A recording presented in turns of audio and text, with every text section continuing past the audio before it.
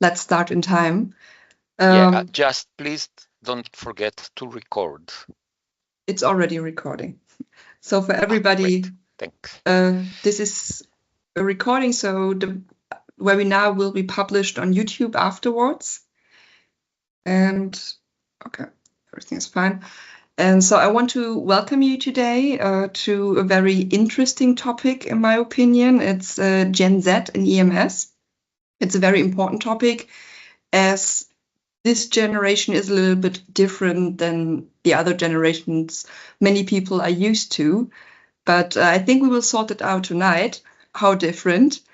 Just let me introduce myself. My name is Michelle Thompson. I work for the Johanniter in Germany for the EUCC. We're a department working in European projects, and one of the projects is KnowEMS.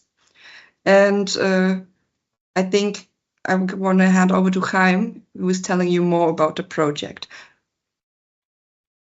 Thank you, Michelle. Welcome to the KnowEMS Gen Z webinar. I have to start with a proper disclosure.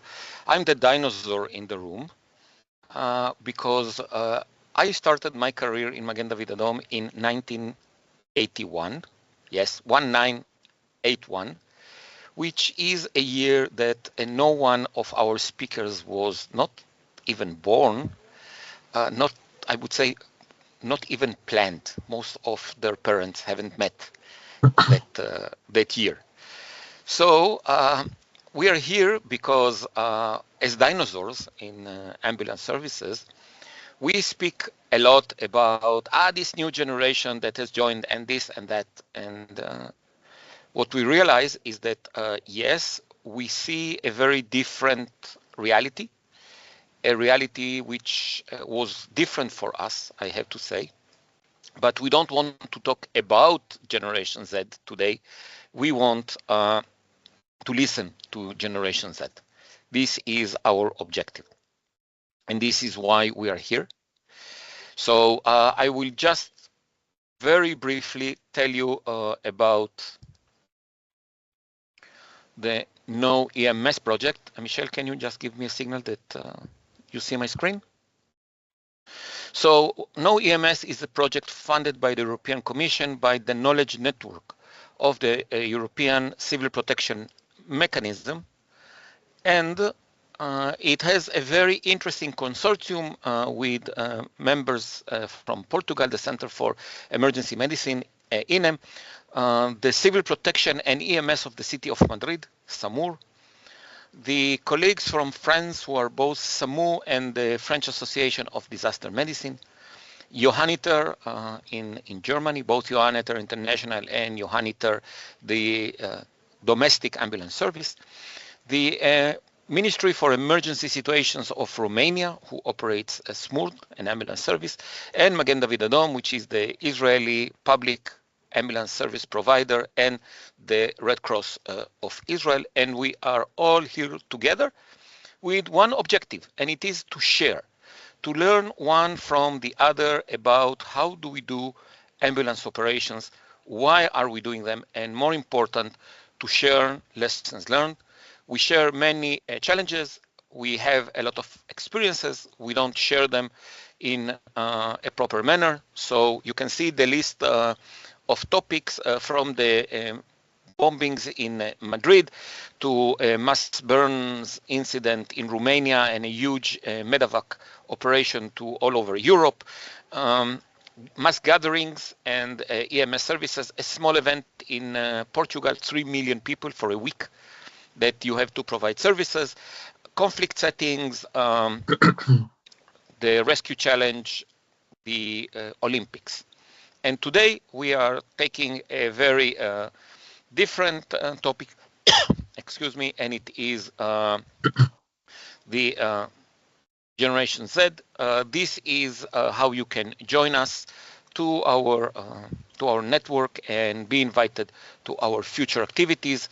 And please don't hesitate. If you have something that you say, okay, I'm struggling with this issue, I would really like to hear about it, please send us an email. tell us what is interesting you. Just for the sake of the example, most probably we will have to discuss the new dressings with the coagulation material and packing versus tourniquets as one issue that is a hot topic in EMS, as we did for ECMO. And in the same manner, we will have to deal with violence against EMS personnel as something which is a great concern and growing concern today for the EMS. So as I said, if you have a topic that you think should be discussed in our webinars, please contact us. And now to the topic of this evening, GenZ in EMS. So I would ask our distinguished panelists, and I would start by thanking them for being here today and being willing to talk to us and to introduce themselves. So Julia, please. Hello, good evening. My name's Julia. I'm 22 years old and I'm from Germany. I started working 4 years ago for the Johanniter in Germany as a paramedic, well, a year ago. Yeah, besides working, I'm doing a lot of sport. I enjoy surfing and traveling. Great, thank you. Lisa. Hello, everybody.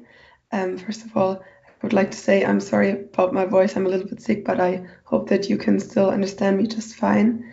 I'm 21 years old, and I work with the Bavarian or the German Red Cross, also as a paramedic. And I started working there in 2021. Yeah, I did a voluntary year there, and now I study medicine. I'm in my second year of studies. And yeah, I still work with the emergency services as a part-time job. Thank you, Lisa. From one medical student to another one, Nitzan, please. Hi, good evening.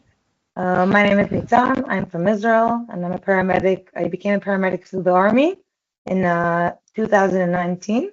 And I've been in Magen David Adom in Tel Aviv since. And I am also studying medicine. I'm a second year up north in Safad. And I still work part-time job. I even have a night shift today. So, yeah. Good luck with that. It's going to be cold. Omri, over to you. Hello, good evening, everyone. I'm Omri from Israel. I'm 23 years old. I live in a small kibbutz next to Haifa in the northern part of Israel. I'm working as a paramedic for the last 3 years. I became a paramedic through the IDF, the Israel Army. That's it about me. And what do you do besides being a paramedic? In these days, I'm working as a guide in a boarding school for at-risk youth, and that's my main job. No, that's your day job. The main job is being a paramedic. You're right, yeah. Danny, please. Yeah, sure. Good evening, everyone. Thank you so much for joining us today to hear about what and see things about the EMT services. My name is Danny. I live in Madrid, and I'm a volunteer at SAMUR, which is the ambulance service which is serving the Madrid city. I became what we call an emergency technician a couple of years ago. I've been here for 3 years, working up in an ambulance, and really looking forward to share more. I just want to say that in Madrid, we have lots of volunteers collaborating through the civil protection thing, but actually I'm a marketing guy, so I'm doing both things. So my main job is marketing in a big tech company, and I do this in my spare time. So really looking forward to hear you all. Thank you, Danny. Fabian. Yeah, hello everybody. My name is Fabian. I'm from Germany and I work for the Johanniter in Germany. I started working in EMS in 2017. I did a voluntary year there, and after that I worked full-time for almost 3 more years. And since 2020, I'm studying biochemistry and only work part-time, but yeah, still like the job and yes, I think that's it. Thank you, everyone. Before we move to the next question, I would just like to say that at the end of the session, we will have a Q&A question. So if you have any question to the participants, please write it down on your phone, make a memo, whatever, and at the end we will open it for questions. So my next question to you would be, why did you join the EMS to start with? We have here a variety of people from, I was a paramedic in the military, so I joined. I did a voluntary year, and I don't know why you did a voluntary year, and Julia and Danny, that I don't know what brought you in. So please, who wants to start? I will start. Yes, Nitzan. So I started it, as I said, in the Army. I wanted to go and be a paramedic in the Army. That's something that I fought really hard to get. And I started at the Army, and then we had a phase in the course that we do it in Magen David Adom.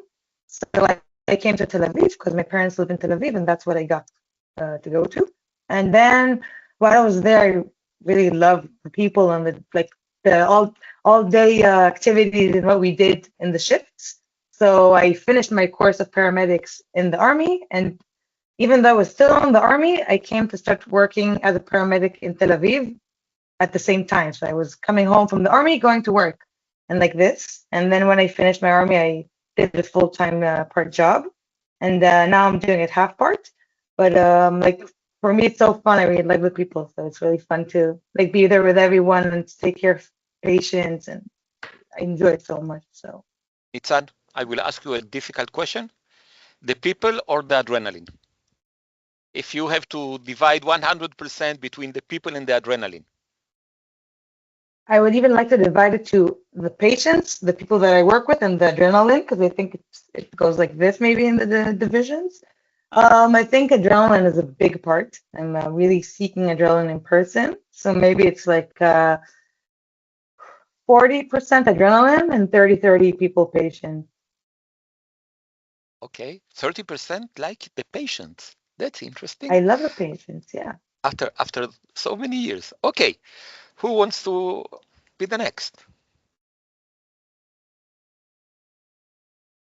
Yeah, I'm happy to do the next one if you want. Yeah, please, of course. Yeah, 100%. So in Madrid, actually, summer takes a lot of time in training citizens in first aid. So it's all about training our first responders in the city. And back in 2019, I was one of those people who get trained by summer. And then I discovered what this cyber protection life is all about. So I later joined the corporation a few months later, and I started my studies as an emergency technician, which is how we call here. It's a position in between the EMT and a paramedic. And I actually found the first time I went into an ambulance what it's illusion and vocation like. So if you don't take care of my phone life, I love technology, I love marketing, I love everything I do, but actually feeling about vocation and illusion and feeling absolutely fulfilled at the end of the shift is all about what I feel joining up with my team at the ambulance. So that's why I joined, only about having first training in AI. I've never had a training before. The training team at Samor gave us a short brief about what we have to do in an emergency services, and that's how I discovered all the world, and it's meaning everything for me, to be honest. Thank you. Lisa.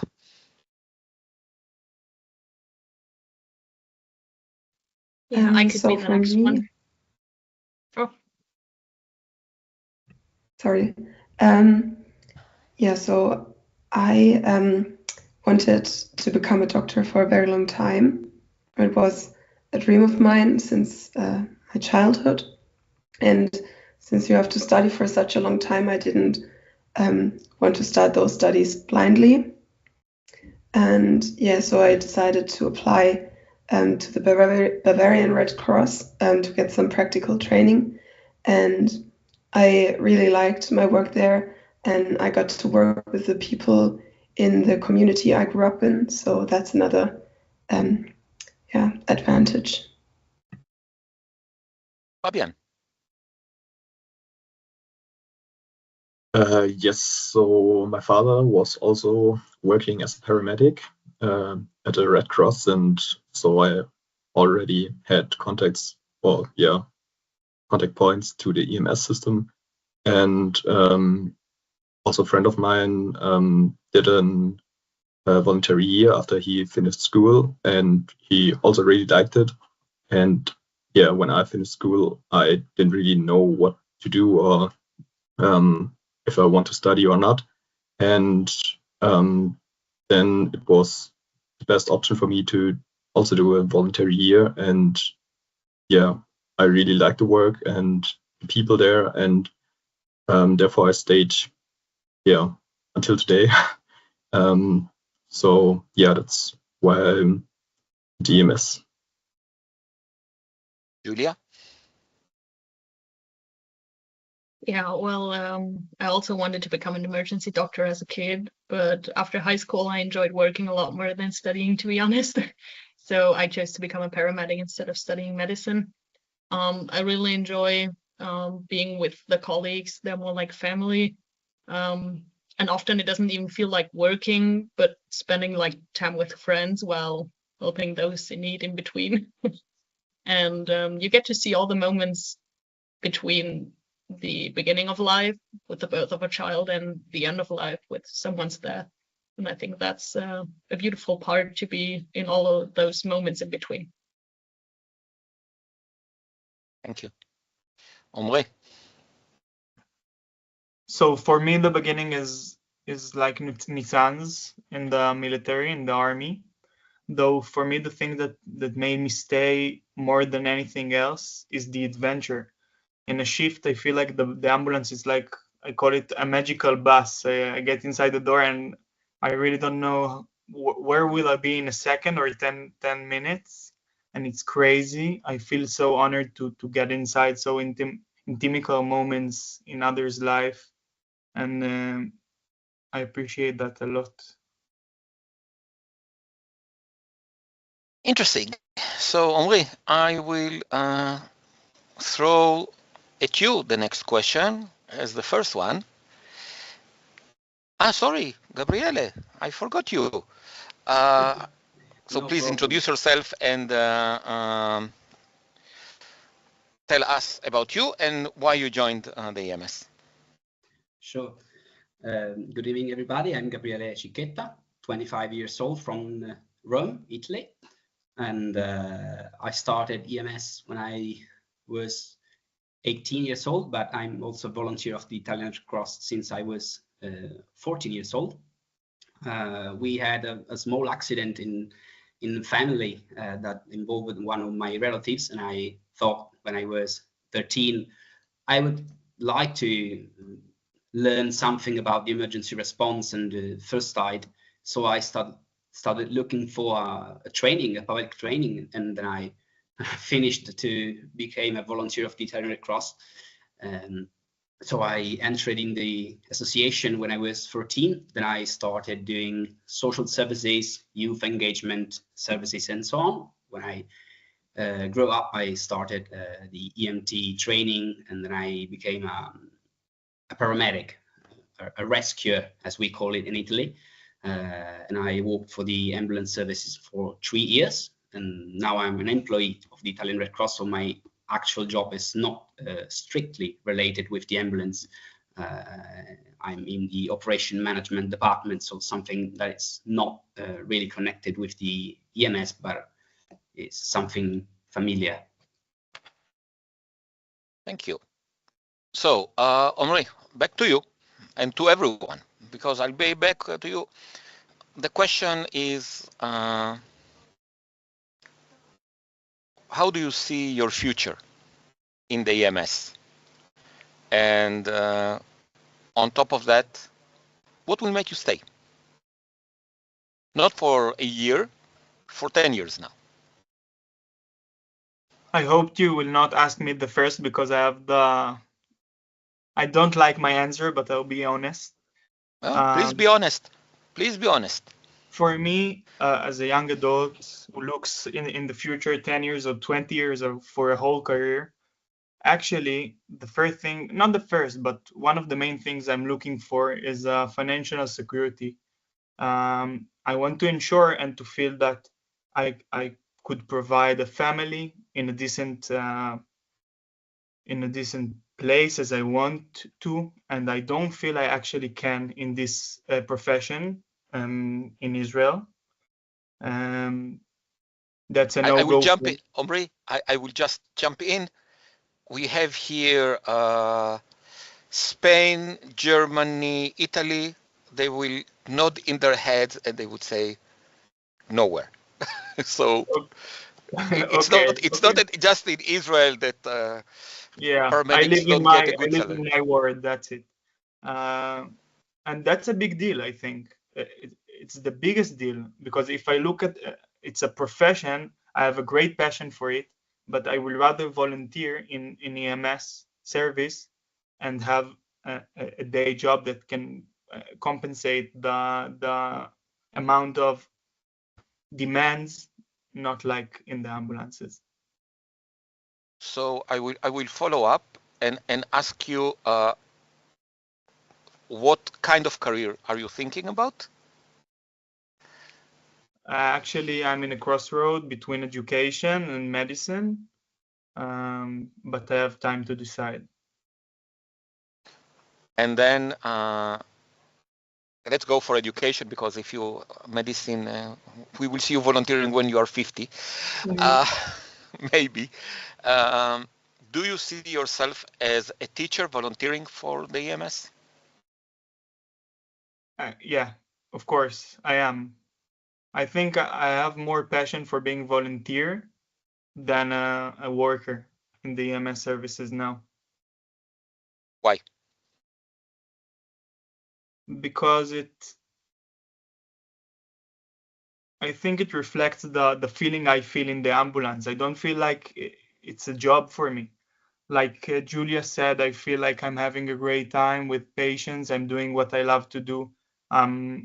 I get interesting situations and great decisions to make, though I don't feel I get the salary I would like to have in the end of the month for calling it my main job. Okay. Gabriele, since you are both a paid staff of your National Society and a volunteer. Yeah, exactly. My EMT job is only as a volunteer, and my employee and staff job is only paid. There's a big difference in the commitment, and I think I can answer to the question, how do you see future in EMS? Because there's any future for me in EMS directly. There's only a commitment as a volunteer. And the why is related to lots of answers. For example, the not well-paid job, for first, but it's not the main. Second, is not recognized officially in my country, is only a job, not a profession. So the EMT does not exist as a definition in my country. We only have workers and drivers. So you're like every other driver of the fresh ice cream van, for example, not an ambulance. So you're not a specified worker in like a paramedic we call in the other country. And the attribution to the job of the paramedics are always subjected to the approbation of a nurse or emergency doctor. So we don't need the acknowledgement of a specific practical and technical delegation to the profession. So Gabriele, why not to study nursing and become an ambulance nurse? Yeah, great question.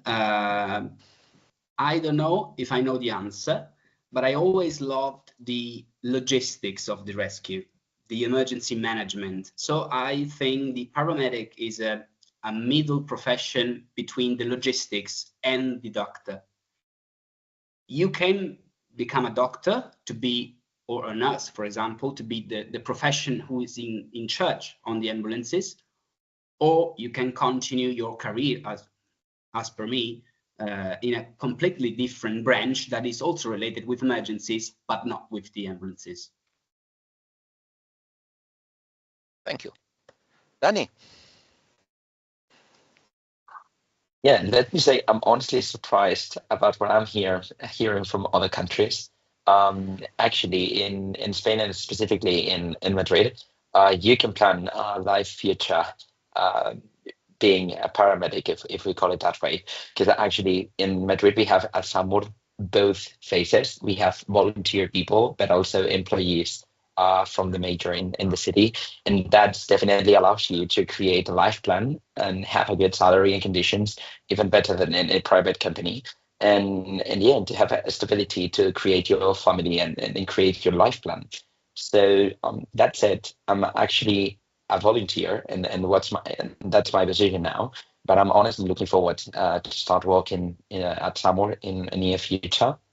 You know, here it's all about spending time with my friends, doing team, going up the ambulance, and feeling completely and fulfilled by taking care of our patients. We are in the worst time of their life, but we are there to help. We are that emergency response they are looking for. So yeah, as Julia said, is having time with your friends and doing something really great for the community, and that's why I would like to stay and to continue this as a life plan in the future. I'm doing marketing. I love doing marketing. I've said this a couple of times now.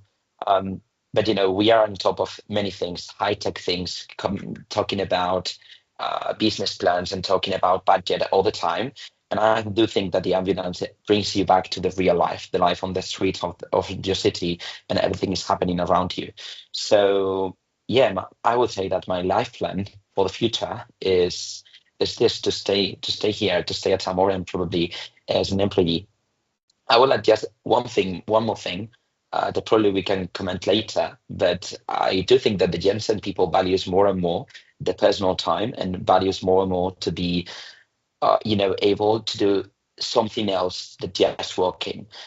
For example, my parents know that they needed to work Monday to Friday if they want to build their lives. But actually, I do think that for emergency services, we have the chance to work less days, but in longer shifts, and that's giving us plenty much time to develop other skills, to continue training ourselves, and to continue exploring how we can get better.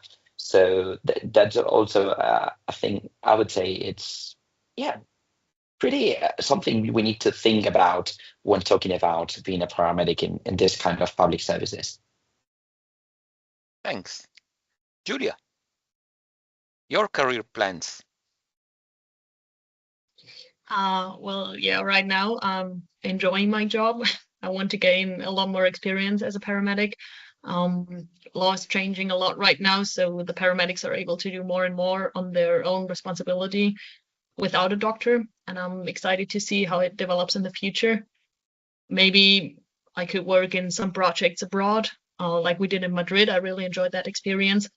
But in the future, I want to have family, and I really want to be a mother. So I see an opportunity in the shift system we have, to maybe work some night shifts, 2 or 3 a month maybe, and still spend the daytime at home with the family. So I don't really have to quit my job to stay at home with maybe the children or my husband or whatever. Great, thanks. Fabian. Yes, so my future career plans in EMS are limited because, as I said, I'm studying biochemistry, and I'm looking forward to finish my master's degree in around 1.5 years. And after that, I'm hopefully working in this field. So I need to have a look if I still can work as part-time in the EMS or maybe on the weekends or something like that. But yeah, my main focus is in the field of biochemistry. Yeah, one main aspect is also the working hours. Like I hopefully will have no night shifts, no work on public holidays and something like that. So everything that DMS yeah can't yeah give me, or yeah, I think that's one of the main reasons why I don't see myself again in full time at EMS. And yeah, but Not I still and not volunteering either. yeah, this would be an option, because yeah, I really like the job. I like working with the colleagues, and if there's enough time, I yeah would definitely work there. And yeah, maybe part-time, maybe yeah, there will be another way, but I think full-time there is no future for me in DMS. Thank you. And now I'm moving to the two ladies who cannot say, I don't want to work long hours, night shifts, weekends, because this is the career I'm aiming to. So, Lisa, how do you see your future in emergency medicine? Let's say, put it this way. Well, I think that the field of emergency medicine is very interesting. So when the day comes in the distant future when I have to choose my specialty, I think that yeah, the EMS services or like emergency medicine is on the top of the list. Yeah, and until then, I hope to gain as much experience as possible and learn about yeah, the emergency response system or disaster management, everything that's like connected to the emergency services. And yeah, we'll see. Nitzan. Yeah. So I think that at the end, until also now, I usually work part-time, and it is something that maybe I see myself doing in the future, but I know that at the end, I also decided to study something that will take a lot of time from my day. And if I could stay, I would, but I'm not sure it's so practical to do that, because at the end, it's in Tel Aviv. Right now, I live 2 hours driving from my station, and I come only on the weekends when I'm back at my parents' house. And you know, maybe in the future, if I have time, I'll come and volunteer, but to work, I don't think it's something that will be possible. And also, I agree with Omri.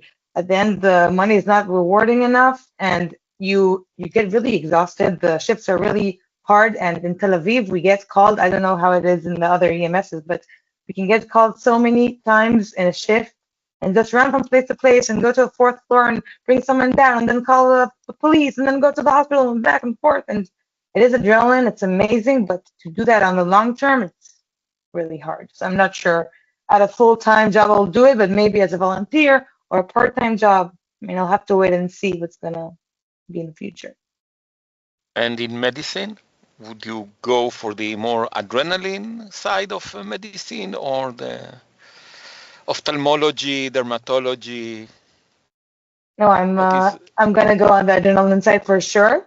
I also really wanted maybe the emergency room or pediatrics. That's my number 1 and 2 places. But I'm not sure yet. But it is something that I'm an adrenaline seeking person, so makes sense. So you will not be a dermatologist, okay? No, it's not. With all due respect to dermatologists, sorry, but okay. So my last question will be the elephant in the room. If you could fix one thing in EMS, what would that thing be?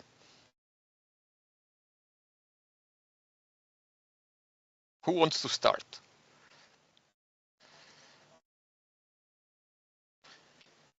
Gabriele, I will start with you. I will start with the volunteers now. Okay, thank you. Really. I think I will answer the public feeling about the paramedics.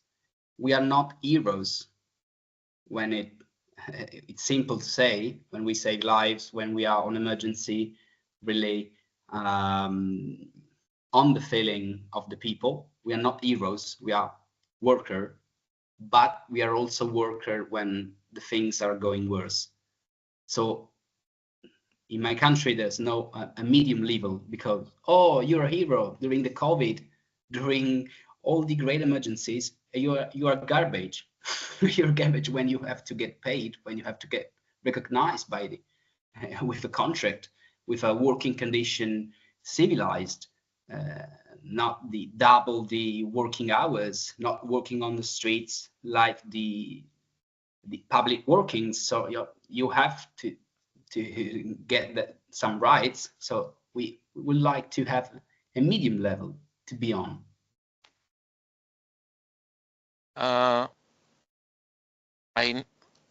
One of the most amazing things I heard over the last years was in a project we did, and we did a workshop with colleagues from SAMUR on their lessons learned from COVID. And one of them said that for him, the toughest moments, he said, people were standing in their balconies applauding us every day. At 9 p.m., I think, something like that. He said, and 2 months later, they would spit at us because it took us too long to get there. And he said that I cannot understand this transition from being those heroes that everyone is clapping to being aggressive to us because we are not efficient enough as they would like to see us. And yes, I think that this is one of the tough things that. And I have to say that in my mind, it comes from an expectation. At least in Israel, we are working very hard to build that. And it is that paramedics will save your life. And if you look into the media, every day there is this story about the paramedic who saved the life of this patient. And the two colleagues here have to deal with the cases they couldn't save the life. They did their best. And not always we are successful. And you have to explain to the family why all over the media we save lives and today we didn't. Yeah, that's a challenge. Indeed. Thank you. Danny, what would you fix?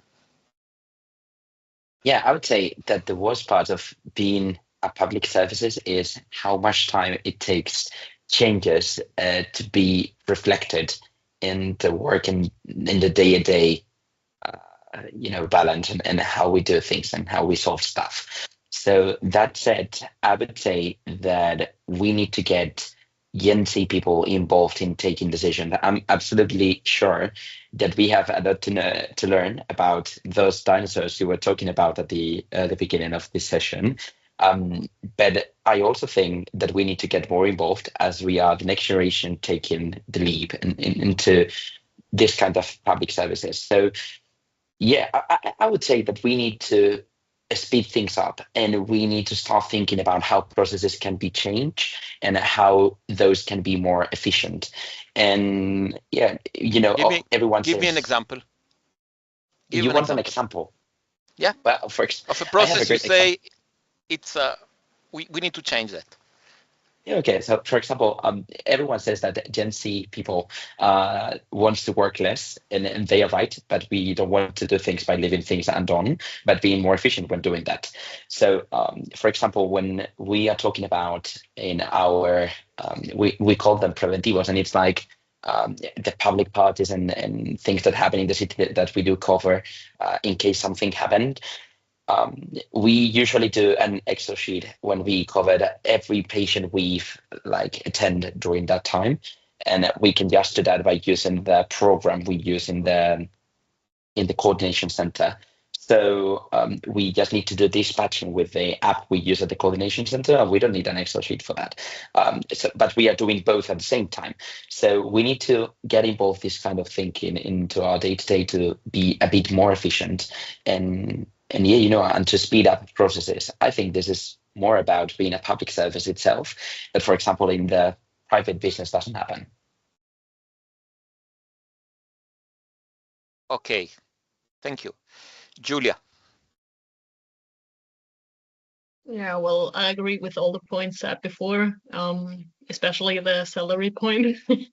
But what upsets me is that, especially for Germany, the emergency service is organized very different in every part of Germany, from the material of the ambulances to the guidelines for the paramedics, which makes a huge difference in the medical treatment. For example, the paramedic in the south of Germany is allowed to give special kind of medication, and the one in the north isn't able to because he doesn't even have it on his ambulance. And I understand that that's an issue for your mobility between parts of Germany? I think for me, it's not that kind of a problem because I'm working in the region where we have a lot of medication, a lot of material on the ambulances, although sometimes it's very older. But for example, the paramedics who are traveling to work sometimes in the south, in the west, in the north, they have to adjust themselves to the different kind of material, different kind of medication, different kind of guidelines. And I think that needs to be equalized for Germany, maybe even for Europe. Fabian, what would you fix? Yeah, I think it's a hard question because there are a lot of things that could be better, but it's also hard to find a solution. Fabian, we're not looking for the solutions. Now yes, of course. I'm at the grievance desk. I'm listening to the problems, to the thing that you think is most important to be fixed. Yeah, I think it's more or less the same that Julia says, but I would also say it's also more regional. We don't even have problems within Germany. We also have different ambulances and different systems within one part of Germany, or even within one city, because it's like the Red Cross has different cars than the Johanniter, and I think if this could be more. You're muted. Sorry. I think this is a point where the organizations and maybe also the politics could work better together, that everyone in one region has the same ambulance and things like that. So that for example, if I work on one of our stations, there is another ambulance than on a different station. So even in between our organization in our region, there are differences between the material, and I think that could be better.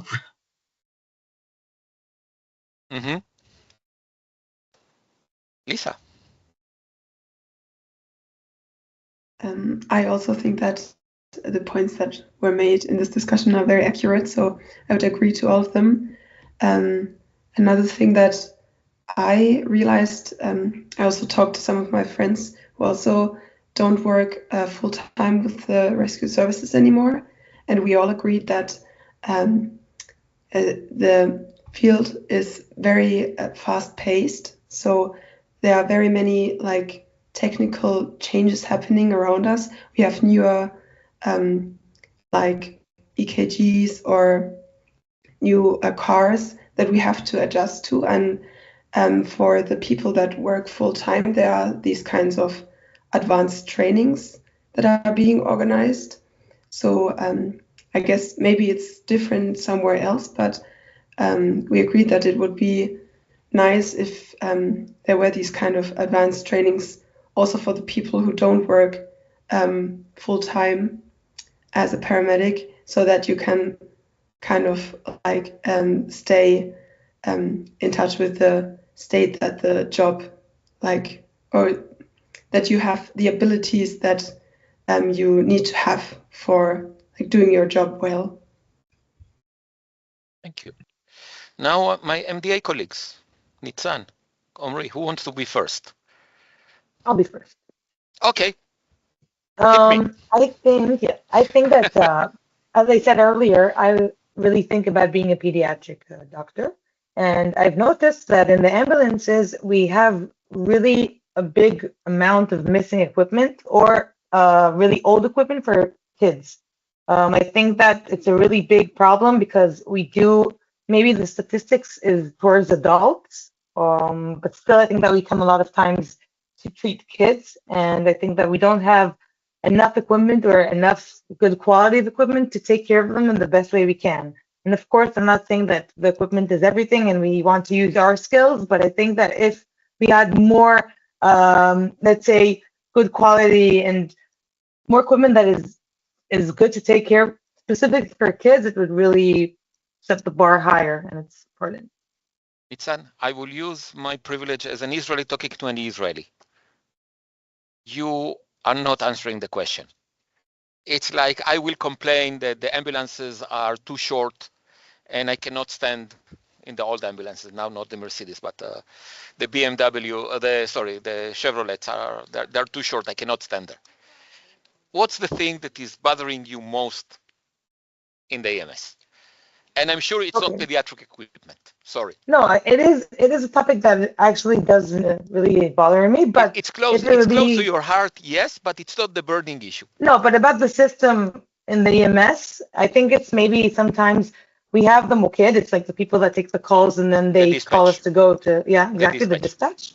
Yeah, and sometimes I feel that the connection with them is not good enough, and they even can get mad at us for stuff because they're not outside in the field like us. And we see stuff that they do not see, and then we can get maybe even like someone can be mad at us for something, and a supervisor can call us, and things are not really going smoothly because we can't see what they're doing, and they can't see what I'm doing.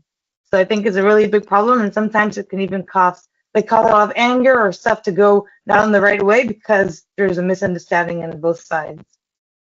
I don't know if you see Danny smiling, because I hear in Madrid the same about their dispatchers.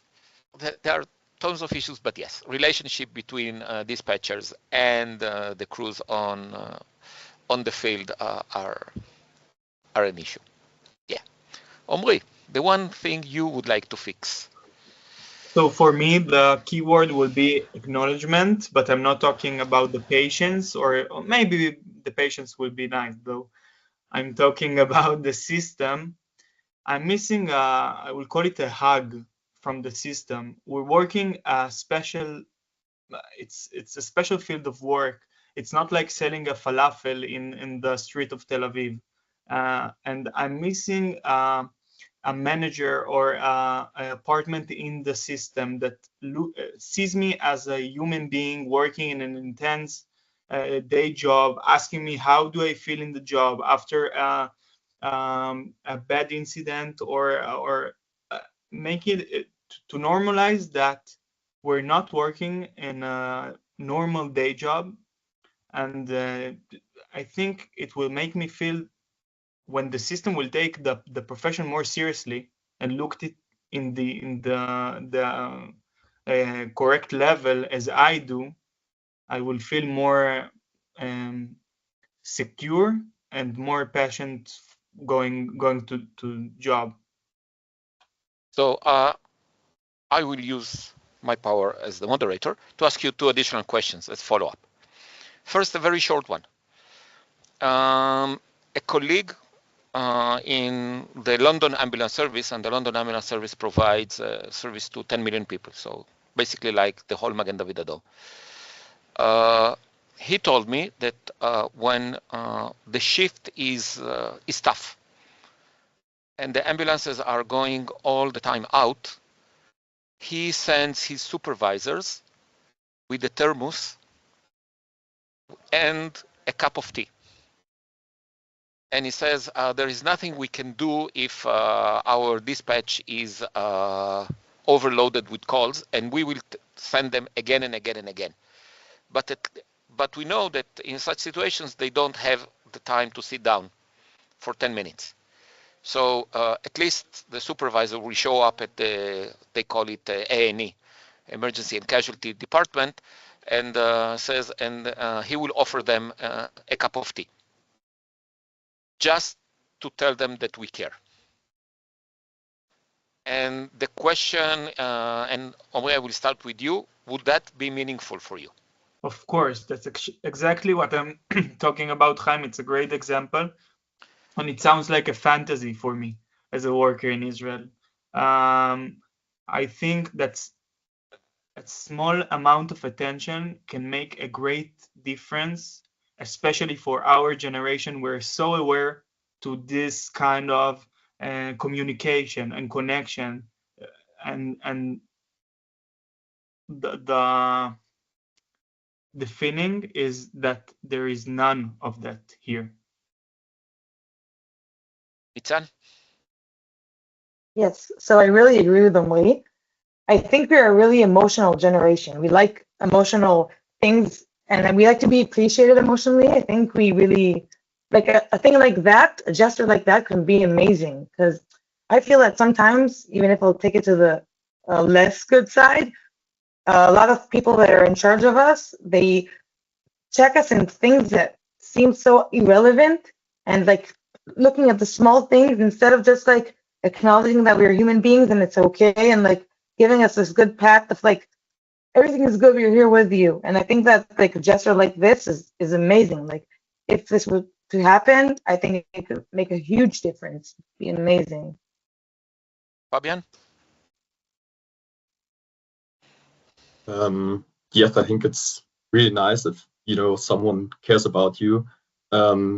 So in my case, I think the bosses really do. We are like not so many workers, and also like our bosses were working at EMS and really understand how it is. So at least a part of them. And if you have a tough day, sometimes they even call and ask if everything is okay. So I think it's really nice. But I think it really depends on where you work and also on which organization. So I think that's very special. For me, it's also important that people or the patients really appreciate the work, because as also Gabriele said, most people don't really care about the EMS. They need help, and afterwards they also don't care. So it would also help to have a better standing at the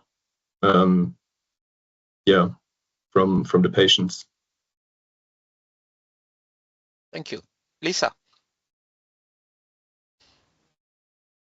I would also agree with the point that the patients make a great deal with the appreciation. So I think that there have been some very beautiful moments where a patient that was treated a while ago sent a letter after they recovered, or sometimes people will come along and bring chocolates, for example, to the working place because they appreciated the help. So gestures like those are very important, and I think they like raise the spirits a lot. Julia?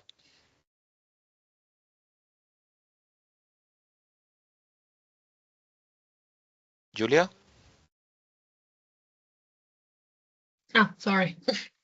Yeah, I agree with the four of them. I think sometimes even a simple thank you or how are you doing is enough. Doesn't always need a piece of pizza or a cup of tea. Yeah, but to feel that someone's caring about you and your work and is appreciating it, I think that feels good if it's the patients or the dispatcher or the boss. I think just a simple thank you and you're doing a good job. Thank you for being here is, especially for my part, is good enough.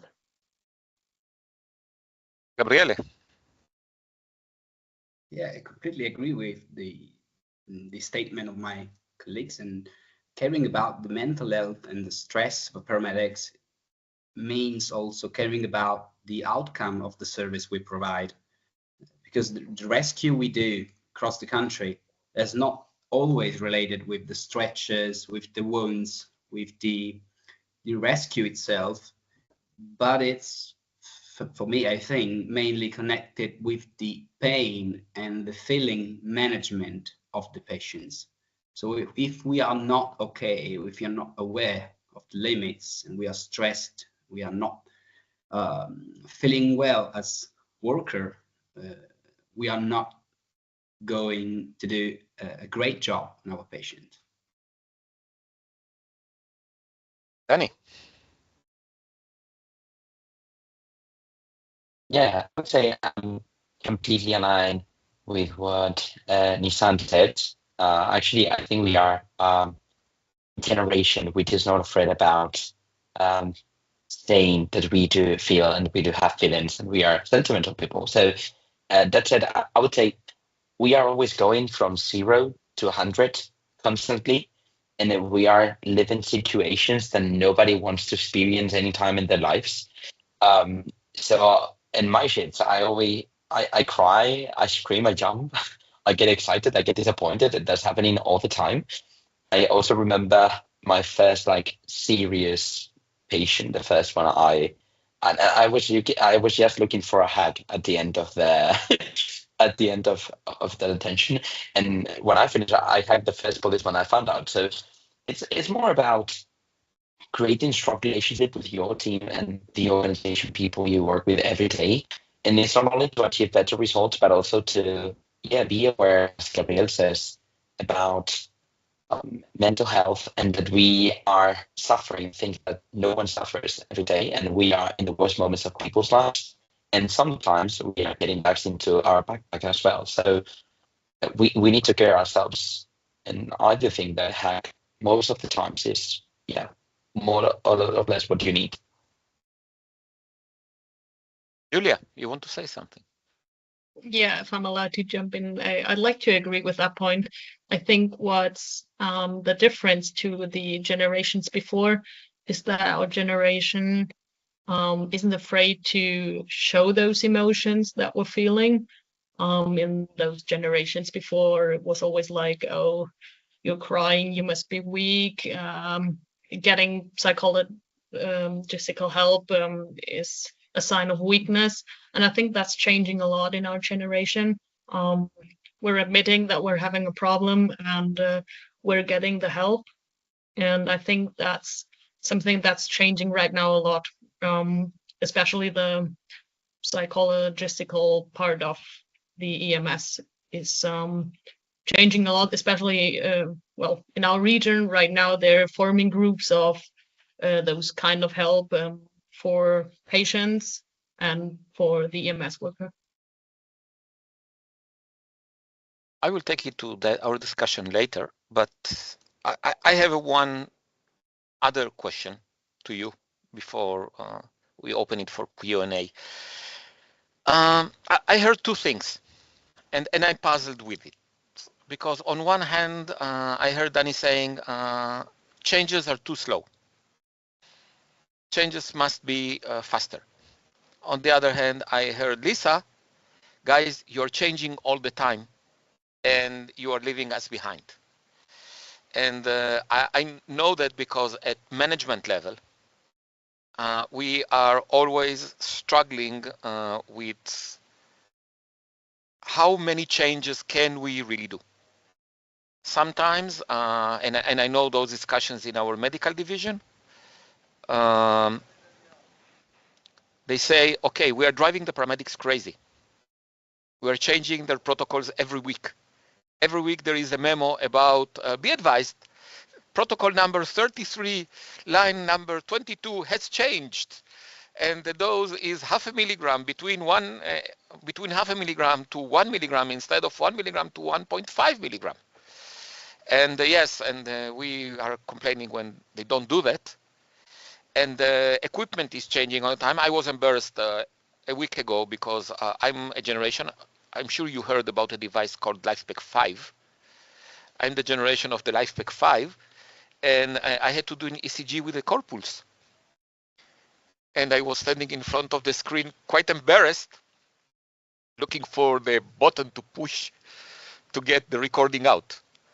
And a young volunteer helped me with that. So where do you see? Yes, Fabian, it is embarrassing that the patient is connected, you have the ECG in front of you, but you need to print it out, and you are like, shit, how do I get the printout? Where do you see the balance? Yes, because technology is changing. There are new devices out there, but at the same time, just to give you an idea, Magen David Adom is an organization with 3,500 paid staff and 15,000 EMT volunteers and paramedics. So any change, yes. So any change we do, we have to make sure that 20,000 people are aware of. And if we bring in a new device, it's 20,000 people that we need to make sure that are aware of the change.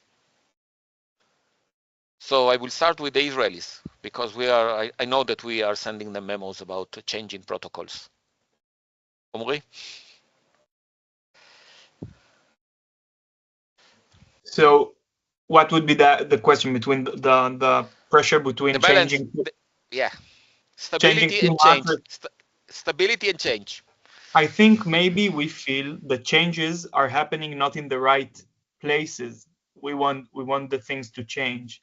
We feel there are a lot of changes in the play, like the attention of the system is on not the right things from our perspective, and that makes things even more frustrating.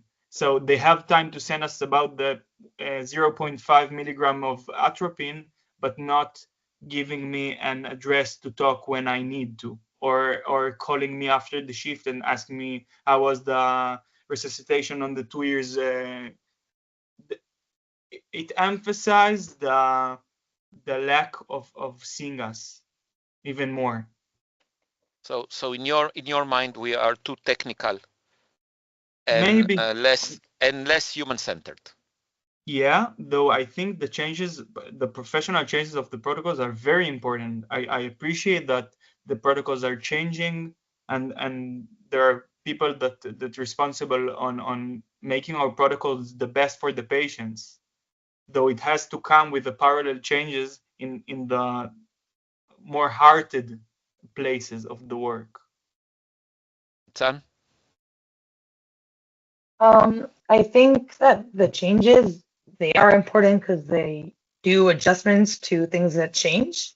But I think that they need to prioritize it in front of us. I mean, like changing a protocol of 0.5 atropine, it's important if they see it's important medically, but also doing changes in other stuff, like how stuff work in our organization. I think it's not less important, even if it's not medical technical, and it's more about the well-being of the people that work in the station or the whole organization.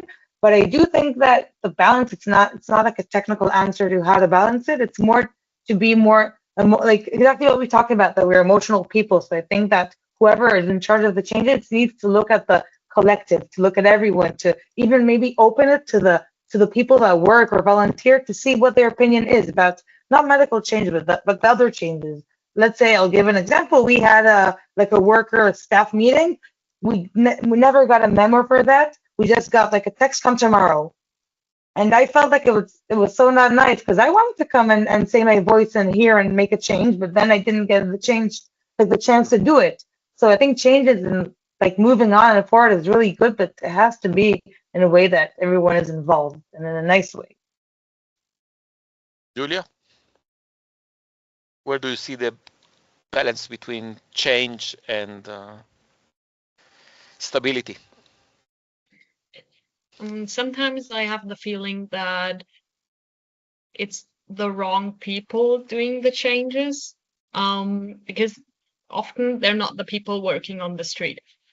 So they're doing changes which aren't even good to be practiced on the street from our side. And sometimes it leaves the feeling that it just has to be economical, but not really good practicable, you know. But I think that mostly it's kind of how you communicate it. I think you need to communicate to the people why this change needs to be done, and why is it important, what's the base of the change. And if the people understand that it's necessary to change it, they're more likely to do it and to practice it. So you are telling me that if I had an idea during shower time in the morning, it's not a good thing to send a memo half an hour later. Change. Yeah, maybe Okay. think it twice. I thought when I was putting on the soap and when I was taking off the soap. So, Lisa. Yeah, so I don't know if I have too much to add to that, but I also would agree that communication is a big point, and that I think it would make life very much easier if there was more of a dialogue between like the people out doing the work on the streets and the people deciding or developing the changes. Fabian. Yeah, I would totally agree with Lisa and also Julia. But I think one main problem is that mostly there's no time to train all the employees to how to handle the new equipment, because we have like people for the education and for these trainings, but none of these people is working like full-time on training or education. They're all working in EMS, driving the ambulances, and beside that they have like a 20% of their time to do this. And you can't train, I don't know, 150 people if you only have 4 or 5 hours a week to organize all this. And I think this is a huge problem. Like, we should have people that only do the education, the training, and it has to be like part of the working time, the working plan. And Fabian, if I may, you're the YouTube generation. You learn everything from YouTube. So I'm surprised that you are telling me, send me an instructor. I would say, I would expect that someone your age would say, have a nice 5-minute YouTube video and send me the video, and I'm okay with that. I'm not sure if this is working for everything. Like, I think sometimes it's better to, for example, if you have a new ECG, to press the buttons by yourself instead of just watching a video. But also, I mean, in our organization, there are no people that had the time to make this video. So I think that's the main problem, that we don't have anyone who works 100% on this topic. And it's really hard for all of us to stay up to date if we don't have enough capacities to get training. Danny. Yeah, so I do agree completely with what you are saying. I do also think that even though we can learn a lot from YouTube videos, and I put in the chat like that, let's do TikTok instead. So I think we can learn a lot. Yeah, I think we can learn a lot in videos, but actually in what we do, training is so more important. So I would say like going for clinic simulation, it's way better in terms of results. Anyway, even though we have a couple of changes in our guidelines, medical guidelines in this few time, I think that in Samuel we have it pretty well, like stable, and we have like a couple, 3, 4 changes every year into our guidelines, and those are with continuous training. So there is nothing more to complain on that. But I would say that we need to do a step further in terms of processes. So people usually think that everything that works, don't touch it. And I always say that if we can improve, let's touch it and let's do it. And processes are processes, and we have to make it more efficient. We cannot just keep them away. And the easiest thing is keep them away and delete those processes. But if we want to have track and record on everything that's happening, we need to make that more efficient. So that's why I asked for more changes, not in the medical guidelines, but on the management processes that are happening in the background. Gabriele, change versus stability. TikTok.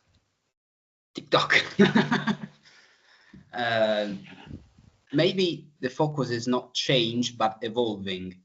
So we are searching for an evolution of the system. The system is changing every day. It's proposing new techniques, new equipments, new vehicles, but the mental scheme, the organization is always the same. Since the start, we don't see maybe any evolution and a change of the structure of the system. For example, is there any career of the paramedics recognized due to the experience, maybe in your country and mine not? Maybe is there any personal skill stimulated? Is there any foreign training recognized to keep your career going on? For example, you do an year abroad as a paramedic for another organization, so your country can get better on your equipment management, new techniques learned, new skills, a new way of work. No. So is there any evolution? We can see only changes. Great, thank you. So I will open it to our participants. If you have any questions to our panelists, this is your opportunity. Please put them on TikTok. Mario, sorry, pizza is not an option. We are now into healthy lifestyles. So we cannot. So yeah, colleagues, any questions on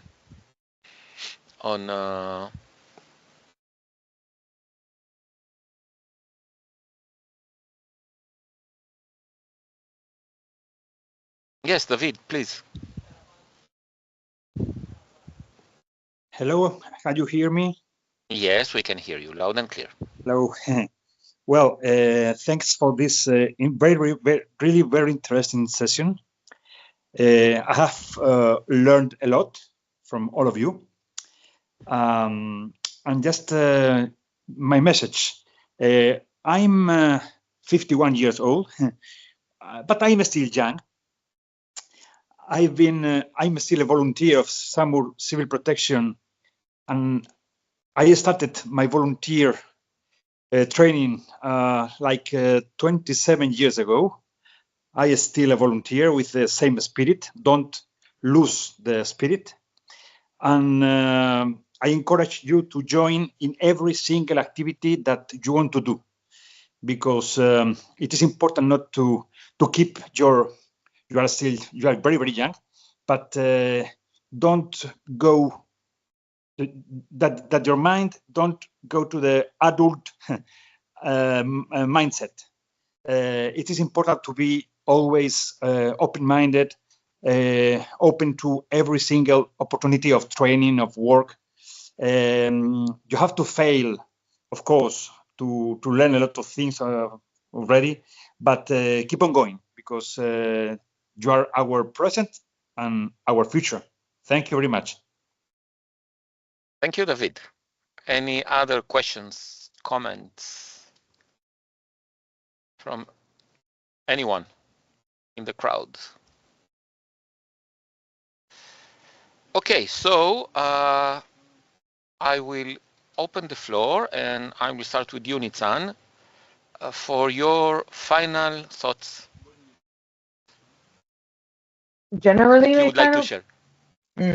No, it's we are going to have our discussion later, but for the group, what would be your? If I understood the question right, so I think that it's like, for me, it was really nice to see other EMS and other paramedics from all over the world, or a few different places except Magen David Adom, because I never really ever met. And I think it's really even funny to see that some things are really similar and some things are really different, and that each EMS organization has its better stuff and less better. And I think it was really nice also to hear, also to talk. I mean, I think it's, as Gen Z, we have, as it was said, the big power to the future and the generation after us and to our generation. And I think it's really important that we do make a change and we stay as we can. Fabian.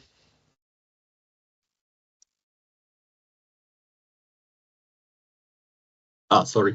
Can you shortly repeat the question? At the end of, I'm coming from the training department.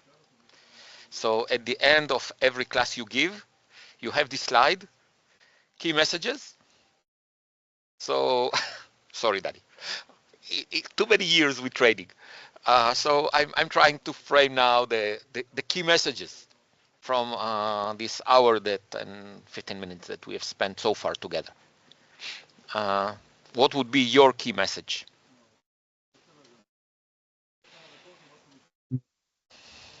I think one key message is that our generation has very similar problems in every country. So I think we were all very, agreeing ourselves. If I hear the colleagues from all the different countries, I have to say, in every part, I could agree with them. So I think the problems in the EMS are not only regional or in between a country. I think more or less we have all the same problems, and that's very interesting. Gabriele, your key message. I think the key message is innovation and involving the new generation in the design of the system would be a really great idea, to listen to us and to keep in mind some of our advices, maybe. Lisa?